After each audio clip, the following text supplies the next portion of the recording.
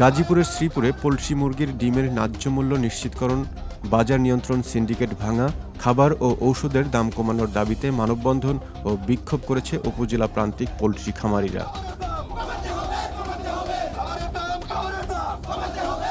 আজ বেলা 11:30টায় উপজেলার জৈনাবাজার এলাকায় ঢাকা ময়মনসিংহ মহাসড়কে শিমুলতলী পোল্ট্রি খামারি অ্যাসোসিয়েশনের আয়োজনে এ মানববন্ধন বিক্ষোভ সমাবেশে কয়েকশো খামারি অংশ নেন। এ সময় খামারিরা মহাসড়কের ওপর শত শত ডিম ভেঙে অভিনব প্রতিবাদ জানান। এতে সাময়িক সময়ের জন্য ঢাকা ময়মনসিংহ মহাসড়কে যান চলাচল ব্যাঘাত ঘটে। পোল্ট্রির খাবার, ওষুধের লাগামহীন মূল্য বৃদ্ধির কারণে বর্তমানে একটি ডিম উৎপাদনের যে খরচ হচ্ছে, বাজারে তার কম দাম পাচ্ছেন। অথচ মধ্যস্থভোগী ও কর্পোরেট সিন্ডিকেটের কারণে খুচরা বাজারে ভোক্তাদের বেশি দামে ডিম কিনতে হচ্ছে।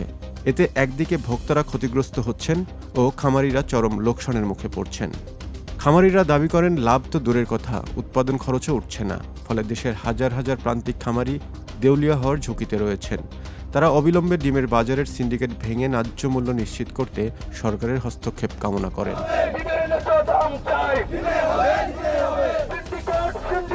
মানতে হবে।